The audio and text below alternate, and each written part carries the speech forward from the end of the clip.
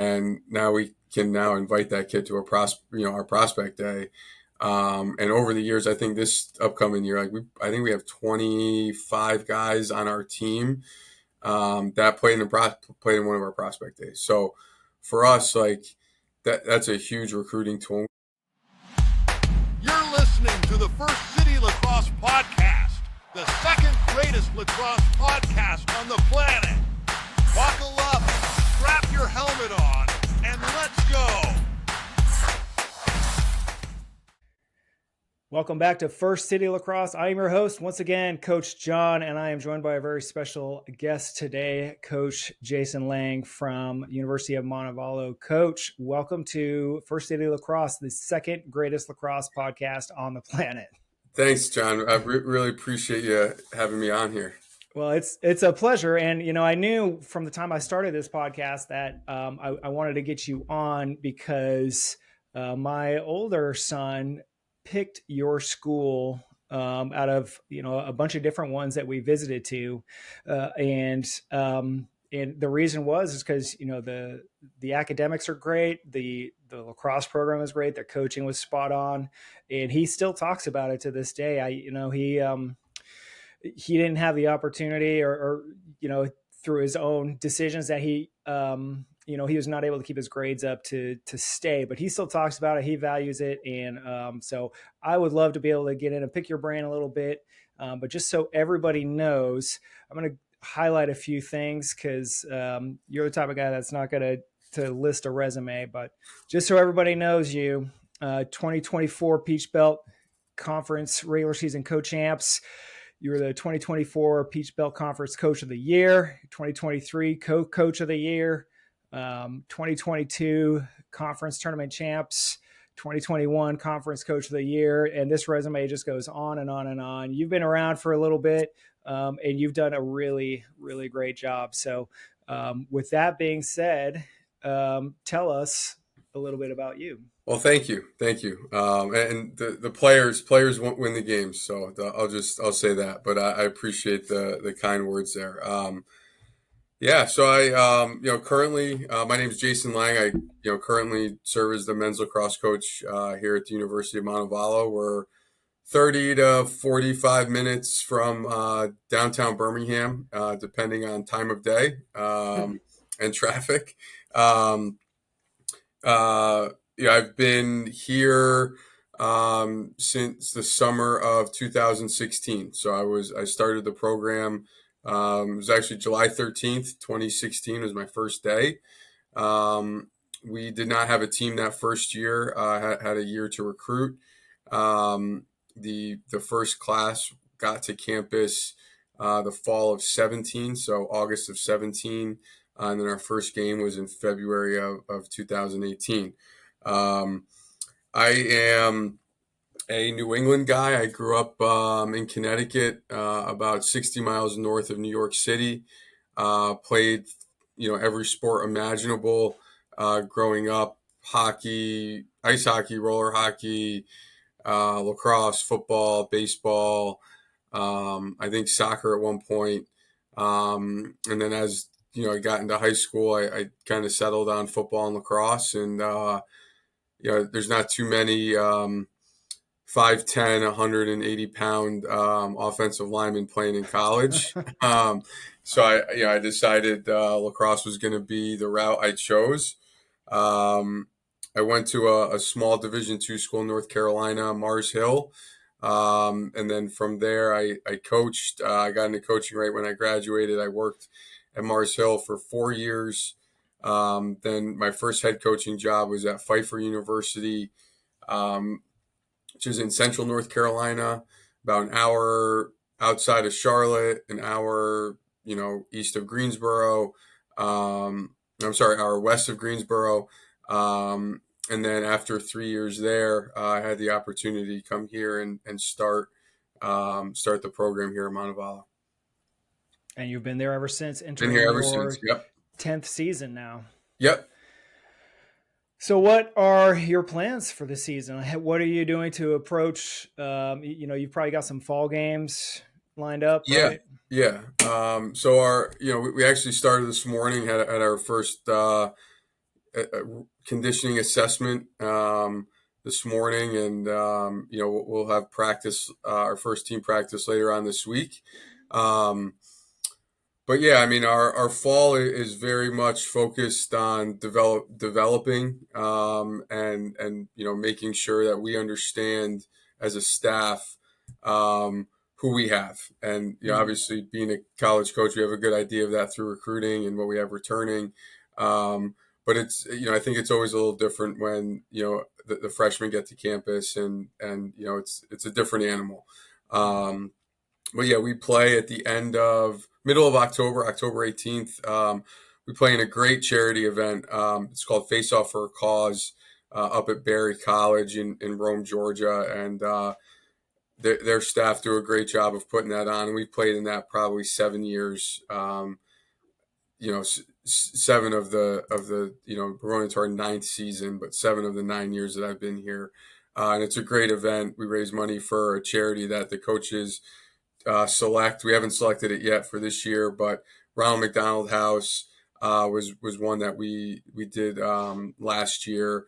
We've raised money for YMCA of Greater Atlanta area.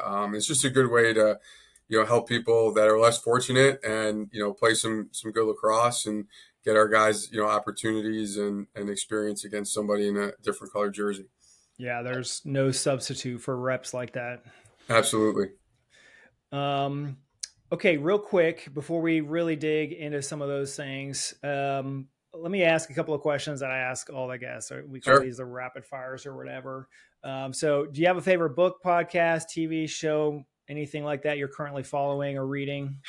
Man, so I'm actually, television, probably the Brady and the Blues. It's on Prime, about Tom Brady and buying the Birmingham City Football Club. I just kind of got into that.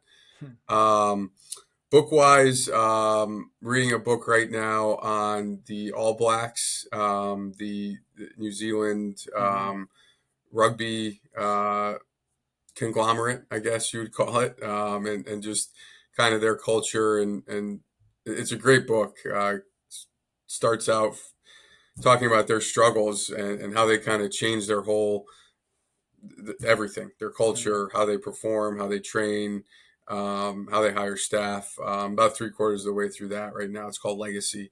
And then I'm not a huge podcast guy. I mean, I do listen to a few, but usually that's more in the summertime when I'm driving recruiting trips. But during the year, it's not too many podcasts. But I do try to listen to lacrosse podcasts as they pop up, and if they're recommended to me.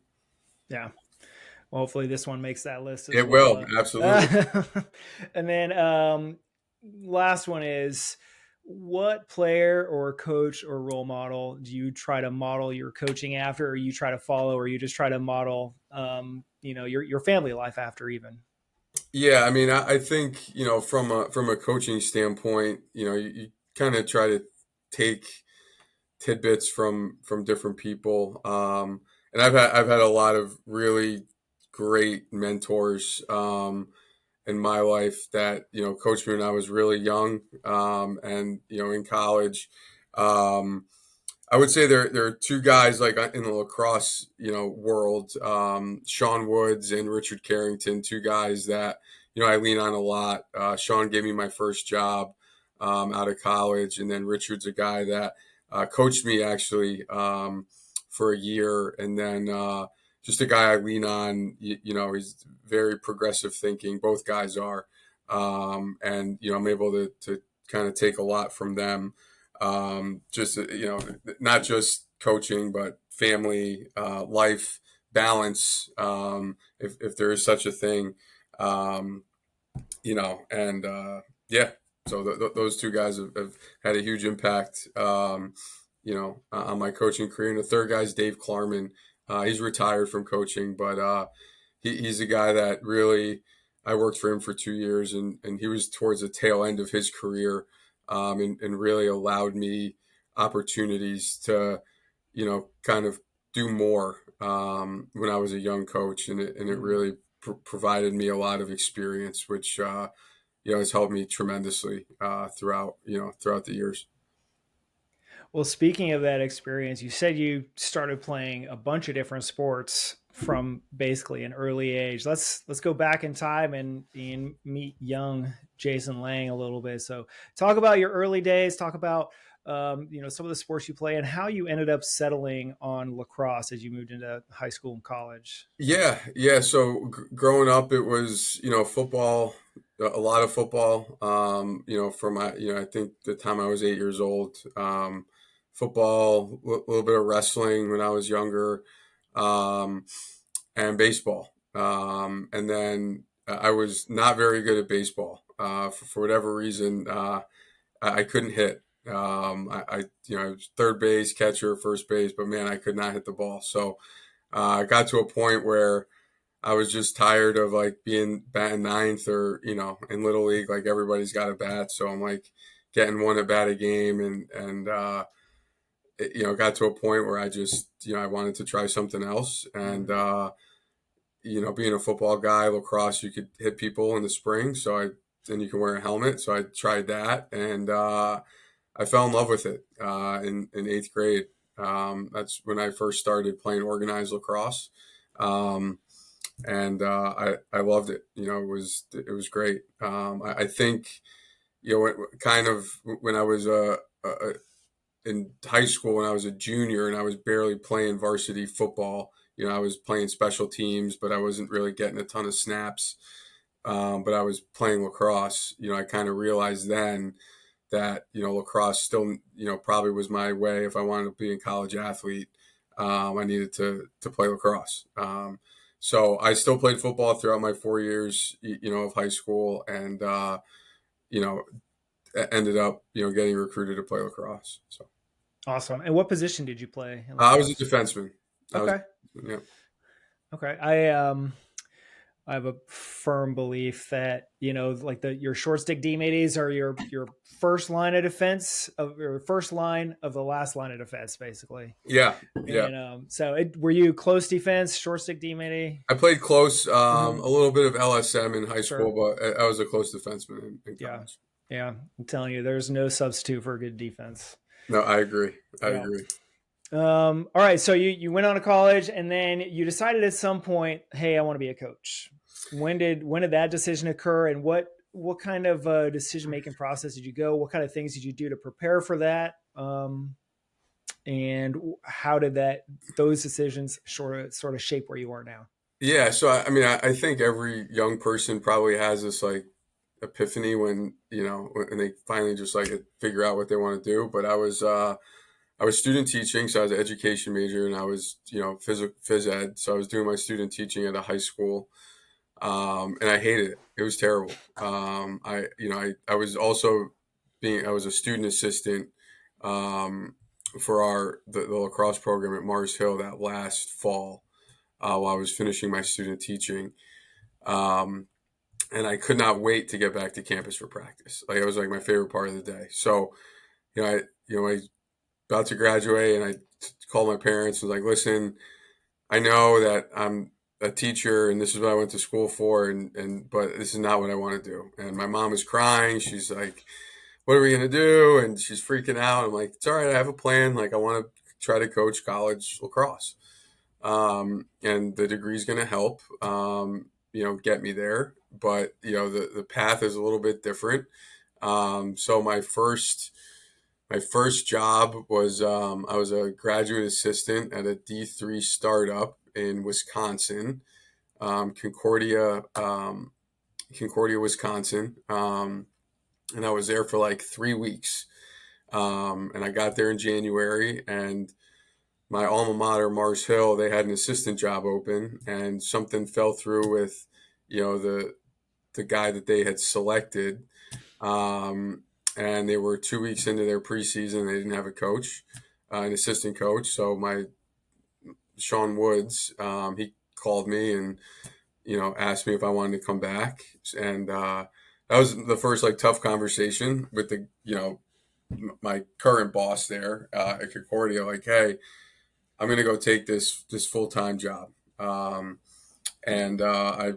packed up the U-Haul, drove 15 hours and, got there to practice the next day. And that's how the journey started. And, I'm glad I did it. It was a great experience, learning, from a guy who's very successful. And, that was kind of how I got into it. So you really just, you never really had to, I don't want to say this the wrong way, but you never really had to build much of a coaching pedigree resume. Because you ended up coaching with the guy, and I'm not saying this as a bad thing at all. I'm saying it's, you ended up coaching for a guy that used to be your head coach. Yep. And then from there, like, you went straight to college. A lot of the college coaches I talk to, they start club and then they go to high school and they have to work their way up. And you've had the benefit of being just like in it basically since you're a college student. Yeah, since So my last semester, and I think, being kind of like a volunteer student assistant, yeah, helped with that. But yeah, I mean, yeah. I've been I mean, they fortunate. still don't pay you enough. Right, right. Yeah, it Barely was enough to put ramen in the bowl, right, right? right. But yeah, I was very fortunate with how I got my start. Yep. Yeah, that's awesome. That's awesome. Okay, so from there, you were the assistant coach there, and then you ended up taking a head coach job. Yep. Okay. Yeah, And at Pfeiffer. So they were at the time they were Division 2. The uh-huh. school's now Division 3. Hmm. And we were there for 3 years. And it was great. Like, I tell people all the time, like, I did everything there. Like, I cut the grass, paint Hmm. the fields, help with fundraising, not just for my program, but for the department. Was involved a little bit in, transportation. We had a couple recruiting cars and a couple, small buses that teams use. So I helped out with the scheduling of that. Worked some like preview days with admissions and, helped with game day ops. So I really had like this plethora of just experience in all these other avenues, or all these other things like that you have to do that you don't think about when you think about college coaching. Yeah. And I think that experience, really made me, number one, it made me marketable, right? When I was looking for the next job, it was like, wow, this guy not only coaches lacrosse, but he does all these other things. And I think that's something that young coaches, I think it's, if I could give one message to a young coach listening to this podcast, it's like, man, if your department has an opportunity for you to fill another role, do that, because that sets you apart from the next guy when you're interviewing for the next job. So, but I learned a ton at Pfeiffer. My time there was fantastic, and I truly believe I wouldn't be here if I wasn't, if I didn't have that opportunity there. And now you're here. You said you spent the first year at Montevallo. It's a startup program, so you didn't actually have a team your first year. Correct. Let's dig into the recruiting, because that's what I think a lot of parents and players are interested in, and that's a lot of reasons why they actually will listen to this Yeah. particular podcast, is because here in the Gulf Coast, and this, you've been down here and you've been able to attract some of the players from down here. Lacrosse is still fairly new. Up in the Northeast, it's been around for a long time. But down in the South, we've really only had it for, some schools, just a handful of years. Some programs are still new. So, there's a handful of schools here that have, maybe had it for 10, 15 years. But it's hard. It's hard to get our players noticed. It's sometimes hard for our players to understand what opportunities are out there. So if you could expand a little bit without giving away too many secrets, of course, not that you really need to. I feel like you probably mastered it considering, the teams you've been able to build. But what kind of things are you looking for in players? How do you find them? And what's the best way for them to reach out to you if you don't happen to come across their profile somehow? Yeah, so I think when we first started here, and this changes, right, and it changes every year. Mm-hmm. We were not saying no to anybody. I think like that was our first 2 to 3 years was like we knew as a staff we could not see every kid play, right? And we knew that we had to go to certain places in the summertime where there was talented lacrosse players, right? And we needed to, raise our floor basically of like, okay, we have a base of the first year. Now we need to try to bring in, guys that are experienced high school players from, better areas. But with the understanding that there are kids all over the country that are really good lacrosse players, we just may not have seen them play. Mm-hmm. So if we saw a kid's film and we were like, hey, this guy's pretty good, we like his film, we would try to get him to campus. I think that's, for us, that has changed a little bit in the sense now of like, we're not looking to bring in 25 to 30 guys every year. We're now more like 15 to 18 guys. And, as a staff, we think we can see enough in the summer to at least have 1 to 2 live evaluations of a kid throughout, but from their junior year to their senior year, like we want to see them play in person, right?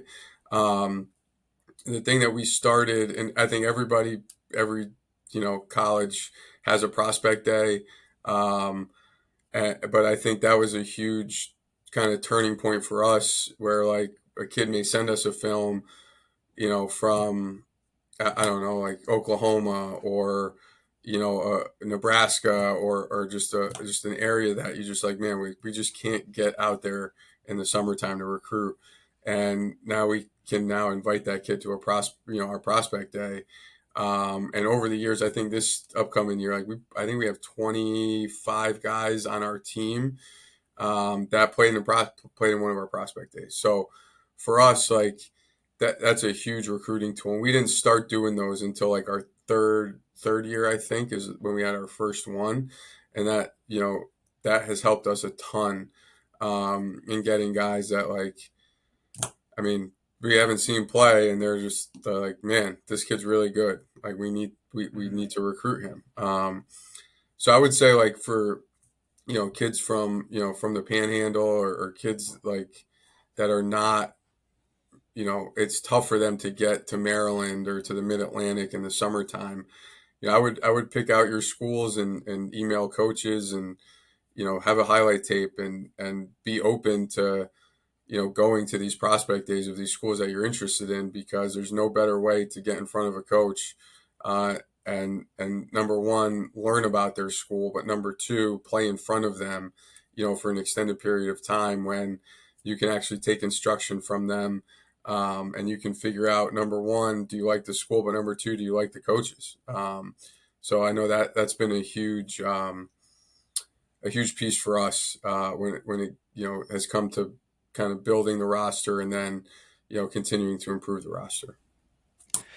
Yeah, I could tell you from personal experience, all three of my boys played, and they, in general, they enjoyed the prospect days more than the showcases. I think there's, as a parent, as a player, it's, you need to balance showcases and prospect days. Understand, like, prospect day, you're looking at one school. This is probably something it's maybe in your top 5 at this point. You've got it narrowed down. Whereas a showcase is, the showcase is all these other coaches are interviewing you, and prospect day is you're interviewing the school as the player. And so the coaches and the players, you guys put your best foot forward. And I've always really enjoyed the prospect days, honestly. So that's cool. You brought up highlight tapes, and this is a question I get asked a lot. Players will ask me, or they'll, as their high school coach, they'll ask their high school coaches, "Oh, I need help making a highlight reel." What kind of things are you looking for? Yeah, so I think first let's talk about the delivery of the highlight tape, right? So okay, yep. I know with privacy and all that, I probably would not recommend like putting all of your your personal information on your highlight tape. But when you send the email to a college coach, you need to have your phone number in there. You need to have your email address, what you're interested in studying, your graduation year, your position, if you have an unofficial transcript, I think that's important to attach to that email. But the best plays should be first. If you score an overtime winner in a playoff game, don't leave that till the end. Put that thing right up at the front, right? I think it's good to have a variety of skills. If you're an offensive guy, right, like dodging and shooting down the alley and scoring a goal is great. But how do you pass the ball? Do you have any clips of you playing defense? For defensemen, picking the ball up off the ground is great. But we also need to see you playing defense. We need to see you sliding. If there's clips of you knocking somebody on the ground, that's great as well. Goalies obviously making saves and throwing the ball, clearing the ball as a goalie. What does that look like? So, but it doesn't need to be super long. I could usually, if a highlight tape's a minute to a minute and 30 seconds, most coaches can get a good idea if that guy, has a skill set to play for him. Mm-hmm.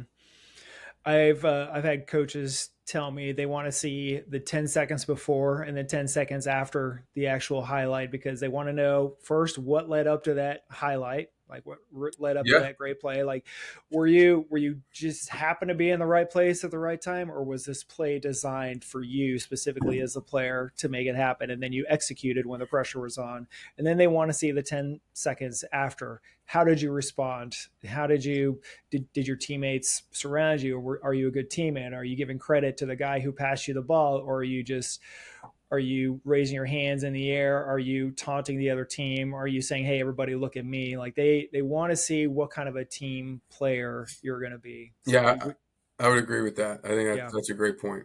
Yeah. Okay. So a player decides they want to go to Montevallo. Parents decide, yep, we want to support this. What's the best way for them to reach out to you? Should they start off with an emaim? Email, text message. Email. And I would say not just for me, but for everybody, like email the whole staff. Mm-hmm. Cause if you just email one person on the staff, there's a chance that can fall through the cracks. But if you copy, that if you send it to the head coach or you send it to the assistant coach, just copy everybody that's on their website, because at some point that film is going to get watched. Whether it's by the head coach, whether it's by an assistant, the defensive coordinator, the offensive coordinator, somebody's going to watch that film. And if it comes to me and I look at it and I like it, it's always a conversation with the staff. If one of my assistants gets the film and they're like, hey, this kid's pretty good. Okay, let's watch him. Okay, yes, let's reach out. Or no, reach out and just say, hey, we're going a different direction. But I think making sure you email the whole staff is really important. Yeah. Yeah, I agree with that. And that actually echoes what I've heard from a lot of other coaches as well. Don't just email the head coach, because, head coaches are busy. It's not that they're ignoring you. It's that, like you said, it may slip through the cracks, but the assistant coach, especially a position coach, if you're an attackman and you find the offensive coordinator, you can track down on a specific attack coach, then maybe that's the one. He's probably got a lot more time for that.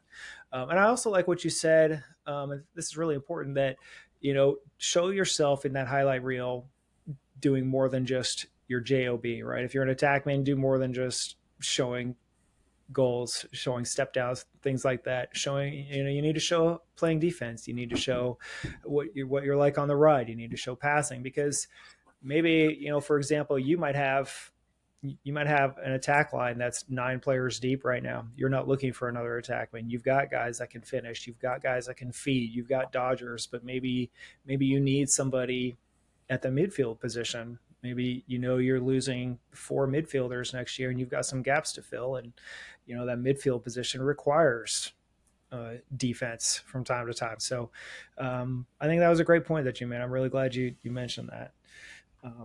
So what are the things you're doing now to prepare for this coming season? You're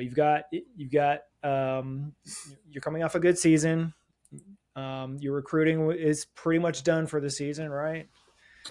Yeah, for this upcoming year, yeah. So Mm-hmm. I think for us from a standpoint of preparation, we're very inward focused. We're worried right now about our development and our growth as a program. Both on the field and culturally off the field, and just understanding that we need to do things the right way, and that's from going to class and study hall to how we lift weights, how we're working out, how we're practicing, what practice looks like. And, that for us, our first practice is Thursday. So, we'll start laying that foundation on Thursday. And we're fortunate where we have a big senior class.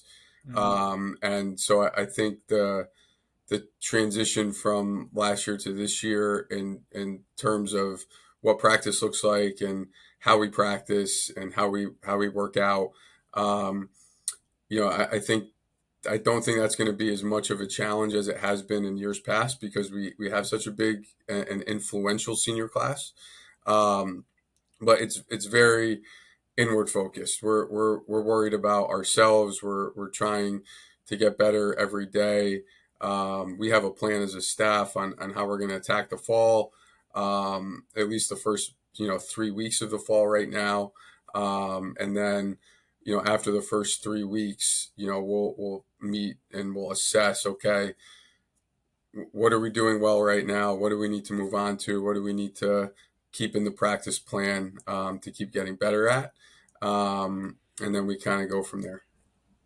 One of the things that most of the players that we send from high school to college, when they come back, the number one thing they say, I think, is, well, the emphasis on grades. A lot of programs, I think yours included, will provide or mandate some tutoring, certain hours of tutoring every week, just because, if you can't keep your grades up, you're not going to be a part of the team. Like, that's, you got to follow the rules like everybody else. But also, specifically referring to the game, they say the speed of the game at the level is insanely faster than it was in high school for them. How do you prepare guys for that change? Yeah, I think it's just the way you practice. We try to do a lot of you know small sided stick work type drills, whether there's scoring involved or there's it's just passing. But we try to do things where they're like stick work with a defense. So guys have to make quick decisions. And if they don't, there's a consequence, which turning the ball over or getting checked is a consequence to not being Mm-hmm. able to make a quick decision. Um, and then just the tempo at which we practice and play. I think getting the guys to play at a certain speed is probably the biggest thing when you get to that next level, because like you can't, if you have an open shot from 8 yards, you can't like take three crow hops, twirl your stick twice, and by that time somebody's in your hands and your shot's gone, right? Mm-hmm. So doing drills to emphasize that, but also doing stuff in practice to help the guys see how fast it has to be and how quick the decisions need to be with the ball. We have a lot of different ways we do that. Probably my biggest the biggest way we teach that is by shrinking the size of the drill or the field, and forcing guys to make decisions quicker with the ball in their stick. Yeah. Yeah. I wish more high school coaches understood that. They, the small sided game, the sixes game, I think that's going to be critical. Even those smaller fields are really good for developing stick work in your short game, because you cannot throw the ball 30 yards for some. You have to be able to run, you have to be able to dodge, and so having those small sided games, like you said, is important. Um, so you've got the benefit now, like you said, you got a large senior class that probably helps those younger guys, helps manage those expectations a little bit when they come in, because you've got your team lifts, right, probably, and you've got tutoring, and you've got practices and your seniors set the tone for the freshmen and the transfer students. How does that, how long before you start to see changes in those new players? Yeah, I think every year is different. I mean, again, like I think leadership starts at the top. So it's our job as a staff to have the expectations and the standards that the players set. Right. I'm a big believer in player led everything Mm. from our standards to on the field, the locker room, how the locker room looks after a practice, or when we walk in the facility in the morning, um, to how the field's set up for practice and everything. So I think as a staff, we meet with our older group, and we come up with standards that they want to see, and it's our job to enforce those standards, but it's also their job to enforce those standards. Um, so again, I think the culturally, it's something that is built over the course of time, and it's not just every senior class. Like the things that we do, how the locker room gets cleaned, or what the lockers look like, is something that the seniors learned when they were freshmen, and they've been doing for a couple of years. So it's not only the seniors, it's collectively like the whole older group, Mm-hmm. sophomores, juniors included. Um, and I think most new guys, right, transfers or freshmen, like they want to be a part of it, right? So they're gonna say, oh, this guy's locker looks like this, maybe mine should look like that, right? Or this guy sprints as hard as he can in every drill and practice, I should probably do that. This guy, is an all conference or an all American last year. I should probably make sure I'm practicing like he practices. And I think, you know, when your program's in a place where your best players are your hardest workers, I think you're setting yourself up for a lot of success. Well, speaking of that, can we expect another Peach Belt Conference championship from you guys this year? I mean, I think we're talented enough. I'm not going to make a guarantee or a promise, but, again, every team's different. I love our guys. I love our returners. I think, we did a really good job last year with, some games that we won and games that we were in.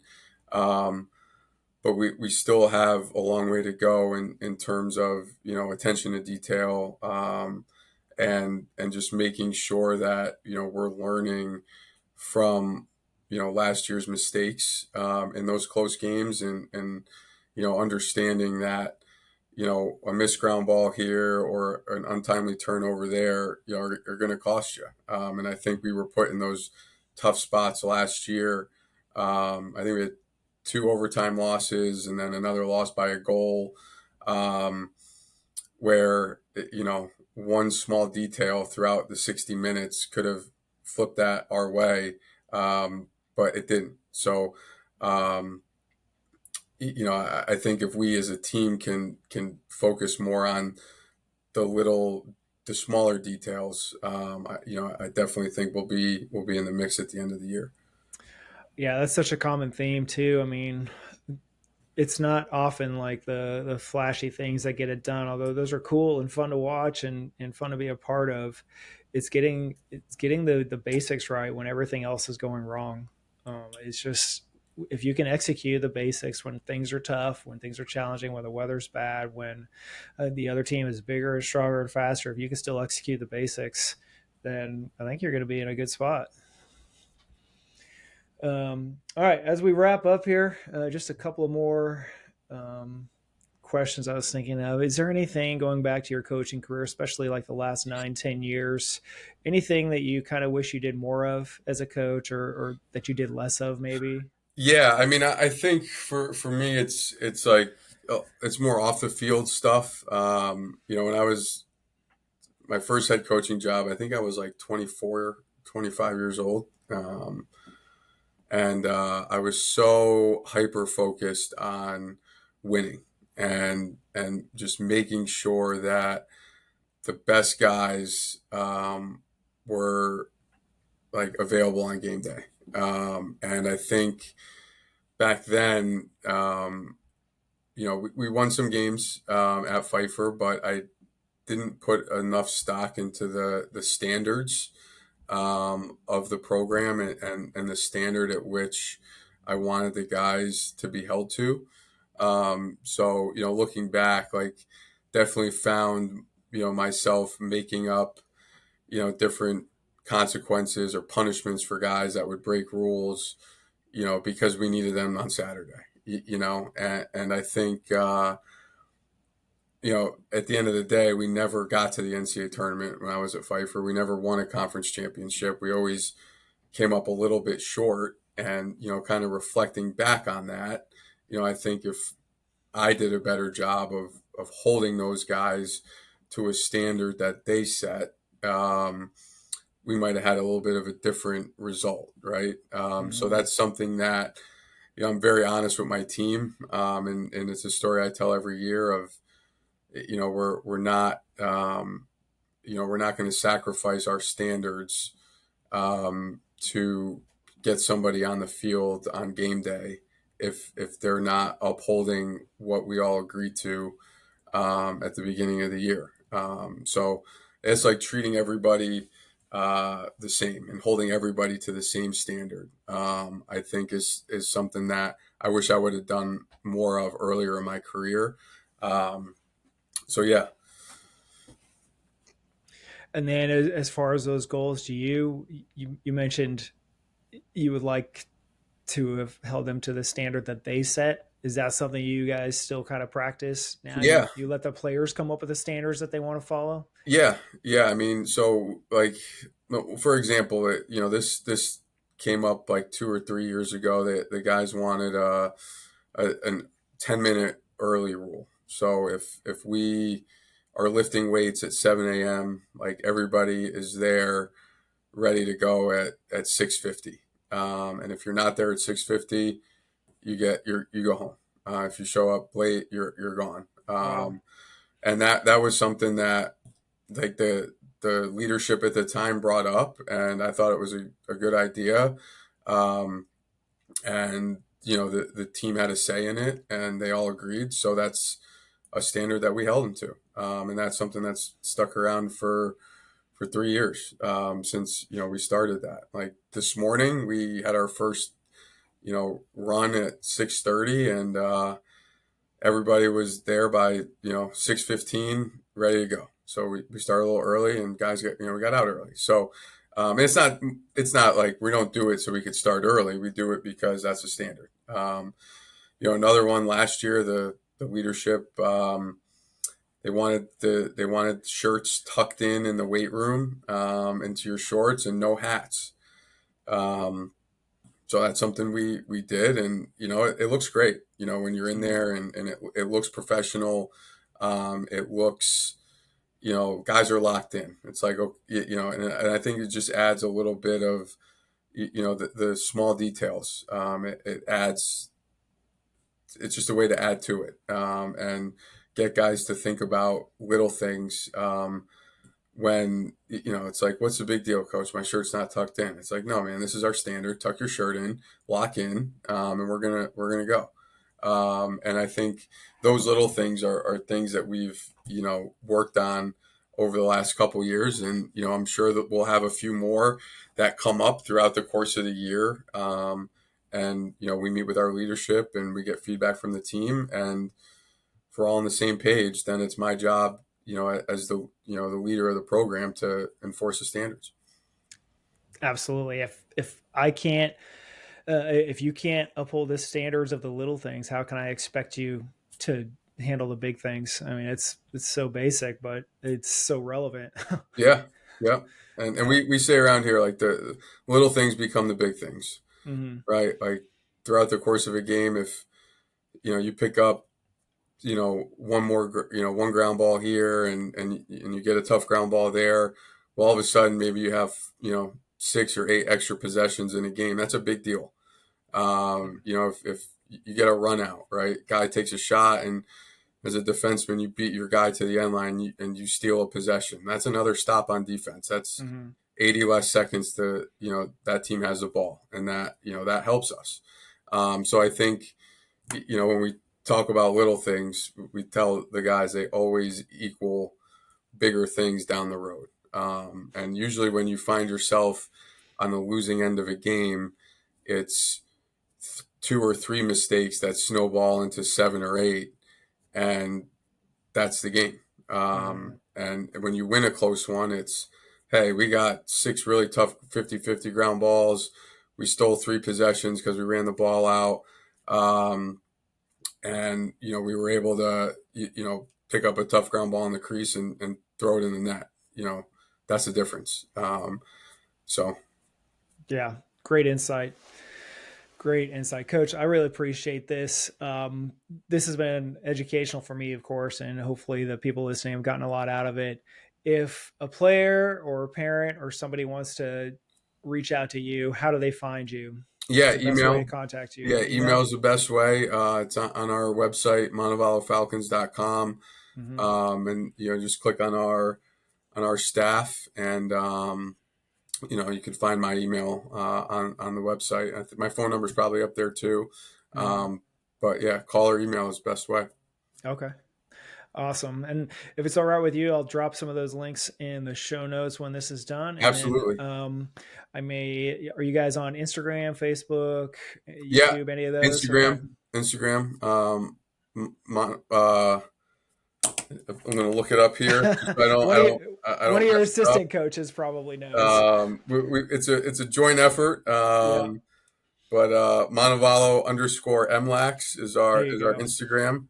Yeah. Yeah. So feel free to shoot us a follow, and we do check our DMs as well. That's new to me, but we hop in there, and check those as well. So yeah, I always tell people, good at lacrosse, not good at technology. That's right. Just call me or email me, and that'll probably work. All right, Coach, that's it. I appreciate your time. Thank you so much for being here. Thank you for taking the time with us. Good luck to you this season, to you and your coaching staff and your players. For everybody else, you can always find us at any of the social medias at First City Lax. That's 1ST City Lax. You can contact me, Jon, Jon, at firstcitylax.com. And other than that, get your reps in, be a good human. We will see you next time. If you like what you hear, drop us a like and follow wherever you downloaded this podcast from, and on Facebook, Instagram, and YouTube at First City Lax. Check back every week for more content. Thank you for being a part of the First City Lacrosse Podcast.